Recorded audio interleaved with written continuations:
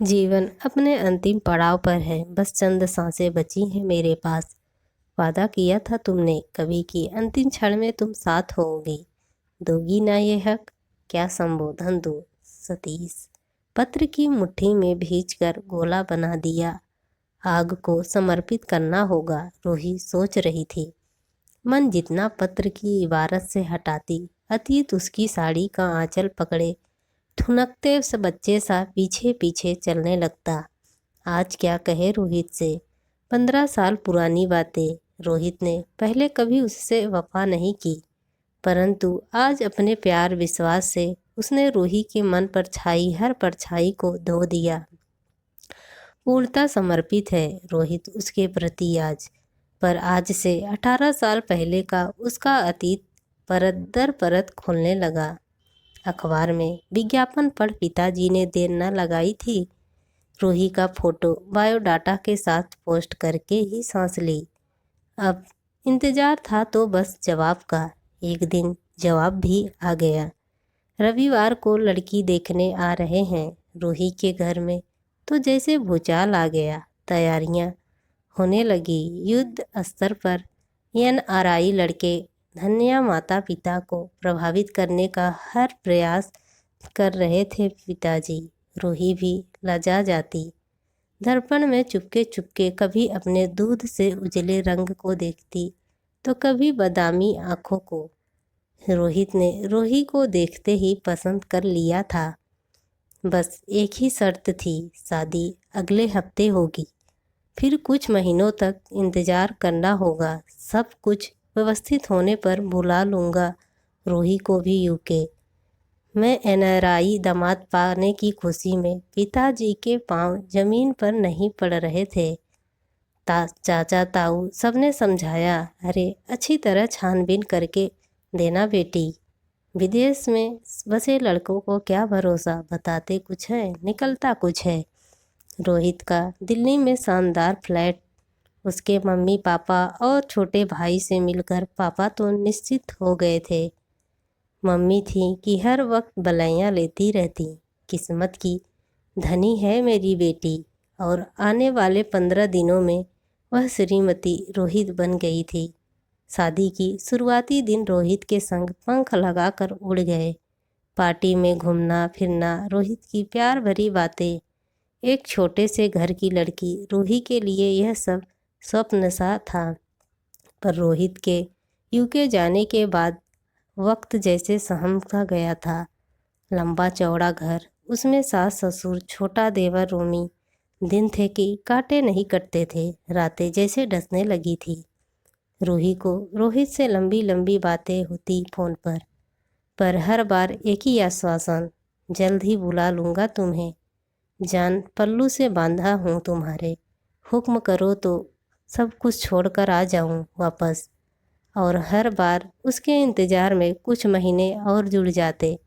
शादी के बाद ही पता चला था रोहित के पास कोई जॉब नहीं है विदेश में, बस हाथ पैर मार रहा है वहाँ जमने के लिए। शादी भी उसने मम्मी पापा के लिए की है। कभी सास ससुर की सेवा में लगी रहती तो कभी छोटे रोमी से खेलती। रूही को लगने लगा था जैसे वह छली जा रही हो। रोहित की सच्चाई से वाकिफ होने पर उसके सारे वादे खोखली बातें लगती, जिनका सच्चाई से कोई लेना देना ही नहीं था। माँ पिताजी से रोहित की बड़ी शिकायतें की उसने, पर अब लगने लगा था जैसे माँ पिताजी उसका कन्यादान करके मुक्ति पा लेना चाहते थे। उस दिन रोहित का फ़ोन रूही के भाग्य का फैसला कर गया। मैं अभी 4-5 साल तक भारत नहीं आ सकता। एक नई कंपनी लॉन्च की है मैंने, और हाँ, तुम्हें भी नहीं बुला पाऊँगा। मैं क्या करूँ फिर? रूही रो पड़ी उस दिन। माफ़ करना रूही, मैं आजकल मायरी के साथ रह रहा हूँ। शादी नहीं की, पर 5 साल तक का एग्रीमेंट है। निभेगी तो शादी भी कर लें। रोहित ने बात अधूरी छोड़ दी। मेरी कंपनी की 75% की पार्टनर है। समझ गई थी रूही, आगे कुछ न सुन पाई। अब वह क्या करे, जैसे खुशियों के सारे रास्ते बंद हो गए थे उसके लिए। मायके के भी ऐसा कोई नहीं था जो जख्मों पर मरहम लगा सके। सास ससुर ने ही उसे संभाला। बेटा, जैसा चल रहा है चलने दो, यहाँ तो तुम ही रोहित की पत्नी मानी जाओगी। हम रोहित की जगह तो नहीं ले सकते, पर हर चीज़ पर तुम्हारा उतना ही हक होगा जितना दोनों बेटों का है। अपने आप को संभालने में रूही को कई दिन लग गए, फिर समझौता कर लिया उसने। जीवन में सबको सब कुछ तो नहीं मिल जाता है ना। सास ससुर ने माता पिता की जगह ले ली थी। उनकी भी तो एकमात्र सहारा थी। रोमी अभी छोटा था। बेटे के गैर जिम्मेदारी ने उन्हें भी रूही का मुंह देखने पर मजबूर कर दिया था। मम्मी जी, मैंने बीएड किया है, मैं टीचिंग कर लूँ, मन लगा रहेगा। एक दिन रूही ने हिम्मत करके पूछ ही लिया तो सास ने संघर्ष मंजूरी दे दी। हालांकि वापस मायके जाने का ख्याल उसके मन में आया था, पर पिताजी से सारी बातें कही तो उल्टा उसे ही समझाने लग गए थे। अपनी लड़ाई खुद लड़ो बेटा, फिर क्या कमी है तुम्हें। समाज में इज्जत है, पैसा है, रोहित का नाम भी कितना है। क्या कमी है। सपने में भी सोचा था तुमने कि इतना सब कुछ मिलेगा तुम्हें। रोही ने काफ़ी सोच समझकर स्कूल ज्वाइन कर लिया था। दिन पलटने शुरू हो गए। आधा दिन बच्चों को पढ़ाने में, बाकी घर के कामों में यूं ही बीत जाता। जीवन की कड़वाहट कुछ कम होने लगी थी। रोहित का परिवार उसकी जिम्मेदारी बन गया था। उस दिन वह रोमी के कमरे में अचानक चाय देने चली गई। रोमी को उसके टीचर पढ़ा रहे थे। रूही ने देखा रोमी को होमवर्क देकर यह स्वयं पेपर पर कोई स्केचिंग कर रहे थे। एक लड़की का सुंदर अक्स बड़ी तन्मयता से उकेरा जा रहा था। रूही को लगा जैसे सर के कागज पर वह स्वयं उतर आई हो। बड़ी बड़ी स्वप्निल सी आंखें और उन्हें ढकती धनुषाकार भौवें सजीव सी लग रही थी। कुछ पलों के लिए ठहर सी गई थी रूही। फिर सर की ओर देखा तो लगा जैसे चोरी पकड़ी गई हो। 29-30 साल का नौजवान, शर्मले से नयन, नक्श ऊंचा माथा। मैं सतीश हूँ, एक फर्म में इंजीनियर हूँ, पार्ट टाइम में ट्यूशन लेता हूँ। उसी ने नज़रें चुराते हुए अपना परिचय दिया। रूही ठहर न पाई कमरे में, तेज कदमों से बाहर निकल आई। प्यार की भाषा आंखें खूब समझती हैं। जाने कौन सी मुक्त तरंगे उठती हैं कि बिना कुछ बोले ही सब कुछ अपना पराया हो जाता है। फिर तो सतीश रूही के मन व विचारों के साथ लुका छुपी खेलने लगे थे। सतीश की भी रूही के प्रति चाहत छुपी नहीं थी। रूही ही पूछ बैठी एक दिन, मेरे बारे में सब जानते हो, अपने बारे में कुछ नहीं बताओगे? क्या करोगी जानकर रूही मेरे बारे में? माता पिता ने मुझे गोद लिया था किसी अस्पताल से, परवरिश की, सब कुछ मिला, पर दोनों एक एक्सीडेंट में मारे गए। पहले से ही अकेला था और भी अकेला हो गया दुनिया में। पढ़ाई पूरी करने के लिए पार्ट टाइम ट्यूशन कर रहा हूँ। दुख की रेखाएं सतीश के चेहरे पर खिंच गई थी। रूही को अपना दुख सतीश के दुख के सामने बौना सा लगा, पर जैसे जैसे मन सतीश के प्रति उद्विग्न होने लगा था, रूही के मन से घुलता जा रहा था। पर एक अपराध भावना से ने जन्म ले लिया था मन में। क्या वो जो कर रही है या जो हो रहा है आजकल वो ठीक है? क्या समझेंगे उसके बारे में उसके परिवार वाले? सास ससुर कभी कभी कुंठा से घिर जाती। रूही कैसी जिंदगी है उसकी, न वह सधवा है न विधवा। परित्यक्ता शब्द भी तो नहीं जुड़ा था उसके नाम के साथ। ऐसे ही विचारों के साथ खुद से लड़ती एक दिन रूही डिप्रेशन का शिकार हो गई। घर में उस दिन कोई नहीं था, सब किसी रिश्तेदार के यहाँ गए थे। बिल्कुल अकेली थी, निराश भी। रोहित का परिवार सतीश का प्यार मकड़ी के जाले में फंस गई हो जैसे। रुलाई फूट पड़ी। सामने नींद की गोलियों की शीशी रखी थी। माँ लेती थी पानी के लिए, किचन की ओर मुड़ी की, दरवाजे पर थाप पड़ी। मुंह पर पानी की छींटे मार अपने आप को सहेजा। दरवाजे पर सतीश खड़े थे। यूं रो रो कर अपनी जिंदगी जाया ना करो रूही, रोने से दुख कम नहीं हो जाते। रूही के लड़खड़ाते कदमों को सतीश ने अपनी वरिष्ठ बाहों को सहारा दिया। रूही अचचका गई। घर में वह नितांत अकेली एक। इस पर सतीश थक गई हूँ। जीवन में छोटी सी उम्र में सब कुछ देख परख चुकी हूँ। दुनिया में कोई किसी का नहीं सोचती। नींद की ढेरों गोलियां लेकर सो जाऊं गहरी नींद में, पर जाने क्यों साहस नहीं जुटा पाई। रूही ने अपना शरीर ढीला छोड़ दिया। पुरुष की बलिष्ठ बाहों में सुकून सा पा रही थी वह। पर किसके लिए रूही? वह जो तुम्हें नहीं मिला उसके लिए। पर क्या जो तुम्हें मिला उसका सम्मान किया है तुमने? सतीश ने रूही की आंखों में झांका। गर्म सांसों की तेज रफ्तार सब कुछ समेट लेना चाहती थी। आंचल सीने से ढड़क गया।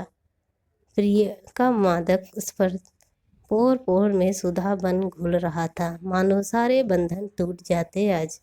पर सतीश ने अपने आप पर काबू किया।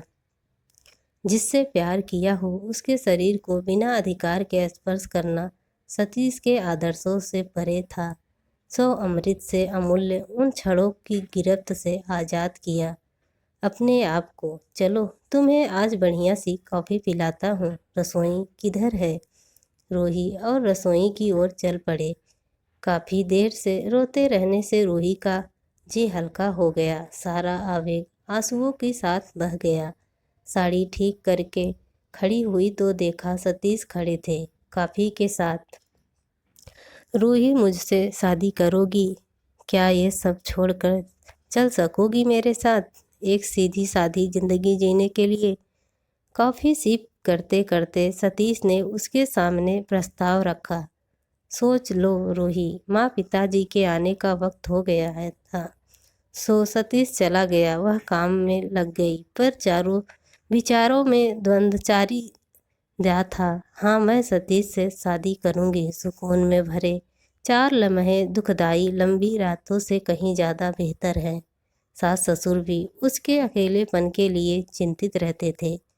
रोमी बड़ा हो रहा है, शादी होते ही आने वाली सब कुछ संभाल लेगी। पर वह इन सब के बारे में क्यों सोच रही है? रोहित से कोई रिश्ता नहीं, फिर भी उसके परिवार वालों के बारे में क्यों सोचे? रूही माँ पिताजी से बात करेगी, अन्यथा एक दिन सब कुछ छोड़कर किनारा कर लेगी। अपनी सोच को विराम देकर सो गई थी वह। सुबह उठी तो सिर थोड़ा भारी था। सूरज सिर पर चढ़ आया था, पर बदन बिस्तर छोड़ने को तैयार न था। तभी माँ की खुशी में सारों बार चीख सुनाई पड़ी। रोहित वापस आ रहा है रूही, परसों 9:30 की फ्लाइट से हमेशा के लिए। माँ ने खुशी के अतिरिक्त में रूही को अपने अंग में भींच लिया। वह अचचका गई। ये कैसा न्याय है तेरा ईश्वर? इतने लंबे अरसे से परित्यक्ता की सी जिंदगी गुजारने के बाद बाहर आने वाली थी। ऐसे में रोहित का आना घर का जैसे समा ही बदल गया। ऐसा लगा रहा था जैसे किसी को कोई शिकायत ही न हो रोहित से। पूरे घर की सफाई हो रही थी। खाने की लिस्ट में रोहित की मनपसंद सब्जियां। टेलीफोन से सारे खानदान को सूचना देकर पार्टी का प्रोग्राम। सब कुछ उसने बिना पूछे कुछ ही घंटों में तय हो गया था। सास ससुर तो उम्र का तगाजा भूल गए थे। एक वही थी जो जड़ हुई जा रही थी। क्यों लौट रहा है रोहित अब? पता चला उसकी कंपनी पिट गई थी और कर्जे की मोटी रकम उसके सिर पर थी। ऐसे में मैरी को उसका साथ भला क्यों गंवा रहा हो? मैरी ने उसको छोड़ दिया था, इसलिए जनाब वापस आ रहे थे। रूही का मन हुआ वह भाग जाए कहीं एकांत में, पर कहाँ, सारे कामों के बीच मम्मी जी की हिदायतें मिल रही थी। अरे रूही, कुछ अपने आप को बदली, पति को पल्ले से बांध कर रखो। अब की बार तो एक नन्हा मुन्ना दे दो उसे, ताकि मुंह में ऐसा पड़े कि सब कुछ भूल जाए। रूही का मन ग्लानि से भर उठा। रोहित रोहित सब जगह रोहित अपनी अपनी महत्वाकांक्षा के लिए उसे मझधार में छोड़ गया। धोखे से शादी की और मैरी के साथ रहकर भी कुछ न मिला तो लौट रहा है। जीवन में जैसा उसने चाहा किया, पर रोही को किस बात की सजा दी?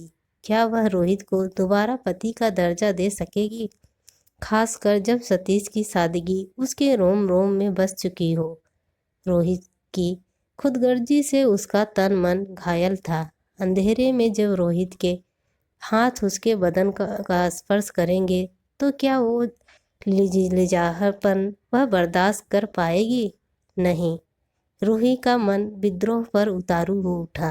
पर भारतीय मर्यादा तो पति के 100 खून भी माफ़ कर देती है। पति के घर डोली उतर गई तो उसी घर से अर्थी उठे।